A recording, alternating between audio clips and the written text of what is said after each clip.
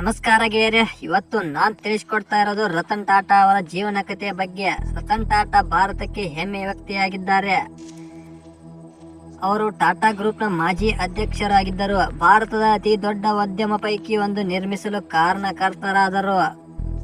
ಅವರ ಜೀವನ ಕಥೆ ಪ್ರೇರಣಾದಾಯಕವಾಗಿದೆ. ಕಷ್ಟಪಟ್ಟು ಯಶಸ್ಸು ಸಾಧಿಸಲು ಹೇಗೆ ಶ್ರಮಿಸಬೇಕು ಎಂಬುದಕ್ಕೆ ಮಾದರಿಯಾಗಿದ್ದಾರೆ. ಅವರ ಜೀವನ ಕಥೆಯ ಬಗ್ಗೆ ತಿಳಿದುಕೊಳ್ಳೋಣ. ರತನ್ ಟಾಟಾ ಅವರು 1937 ಡಿಸೆಂಬರ್ 28ರಂದು ಮುಂಬೈನಲ್ಲಿ ಜನಿಸಿದರು. ಅವರ ತಂದೆ ನಾವೆಲ್ ಟಾಟಾ, ತಾಯಿ ಸೋನು ಟಾಟಾ. ತಮ್ಮ ಬಾಲ್ಯದಲ್ಲಿ ಅವರು ತಮ್ಮ ಪೋಷಕರು ವಿಚ್ಛೇದನದಿಂದ ಬೇಗನೆ ಸಂಕಷ್ಟಗಳನ್ನು ಅನುಭವಿಸಿದರು. ಬಳಿಕ ರತನ್ ಟಾಟಾ ಅವರನ್ನು ಅವರ ಪಿತಾಮಹ ನವಾಜ್ಭಾಯಿ ಟಾಟಾ ಅವರು ಬೆಳೆಸಿದರು. ಅವರ ಶಿಕ್ಷಣ ಏನಾಗಿದೆ ಎಂದರೆ, ರತನ್ ಟಾಟಾ ಅವರು ಮುಂಬೈನಲ್ಲಿ ಪ್ರಾಥಮಿಕ ಶಿಕ್ಷಣ ಪೂರೈಸಿದರು. ನಂತರ ಅಮೆರಿಕದ ಕಾರ್ನೆಲ್ ಯೂನಿವರ್ಸಿಟಿನಲ್ಲಿ ಆರ್ಕಿಟೆಕ್ಚರ್ ನಲ್ಲಿ ಪದವಿ ಪಡೆದರು. ನಂತರ ಅವರು ಹಾರ್ವರ್ಡ್ ಬಿಸಿನೆಸ್ ಶಾಲೆಯಲ್ಲಿ ಶಿಕ್ಷಣ ಮುಗಿಸಿದರು. ಅವರು ಉದ್ಯಮಕ್ಕೆ ಯಾವಾಗ ಪ್ರವೇಶ ಮಾಡಿದರೆಂದರೆ 1962ರಲ್ಲಿ ಅವರು ಟಾಟಾ ಗ್ರೂಪ್ನ ಸೇರಿದರು. ಪ್ರಾರಂಭದಲ್ಲಿ ಕಡಿಮೆ ಹುದ್ದೆಗಳಲ್ಲಿ ಕಾರ್ಯನಿರ್ವಹಿಸಿ ಅವರು ತಮ್ಮ ಪರಿಶ್ರಮ ಮತ್ತು ಕೌಶಲ್ಯದ ಮೂಲಕ ತಮ್ಮ ಮೇಲೆ ನಂಬಿಕೆ ಗೆದ್ದರು. 1991ರಲ್ಲಿ ಜೆ.ಆರ್.ಡಿ. ಟಾಟಾ ಅವರು 1991ರಲ್ಲಿ ಜೆ.ಆರ್.ಡಿ. ಟಾಟಾ ಅವರ ನಂತರ ರತನ್ ಟಾಟಾ ಅವರು ಟಾಟಾ ಗ್ರೂಪ್ನ ಅಧ್ಯಕ್ಷರಾಗಿದ್ದರು. ನಂತರ ಅವರ ಸಾಧನೆಗಳು ಏನೆಂದರೆ,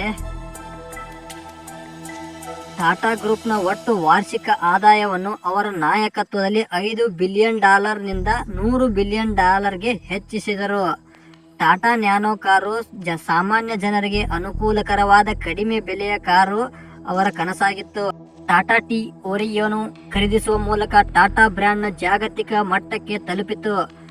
ಜಾಗ್ವಾರ್ ಲ್ಯಾಂಡ್ ರೋವರ್ ಮತ್ತು ಕೊರೋಸ್ ಸ್ಟೀಲ್ ಖರೀದಿ ಭಾರತದ ಜಾಗತಿಕ ವೇದಿಕೆಯ ಮೇಲೆ ಟಾಟಾ ಗ್ರೂಪ್ ಅನ್ನು ಸ್ಥಾಪಿಸಿತು.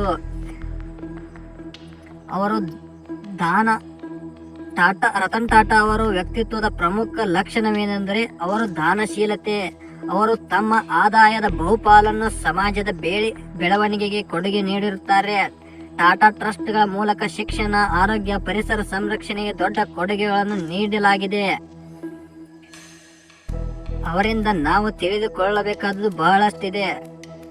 ರತನ್ ಟಾಟಾ ಅವರ ಮಾತುಗಳು ಬಹಳ ಅದ್ಭುತವಾಗಿದ್ದವು. ಬುದ್ಧಿವಂತಿಕೆಯನ್ನು ನೀವು ನಿಮ್ಮ ಜೀವನದ ಗುರಿಯೊಂದಿಗೆ ಬೆಳೆಸಿದಾಗ ಅದರಿಂದ ಉತ್ಕೃಷ್ಟ ಫಲಿತಾಂಶಗಳನ್ನು ಲಭ್ಯವಾಗುತ್ತವೆ.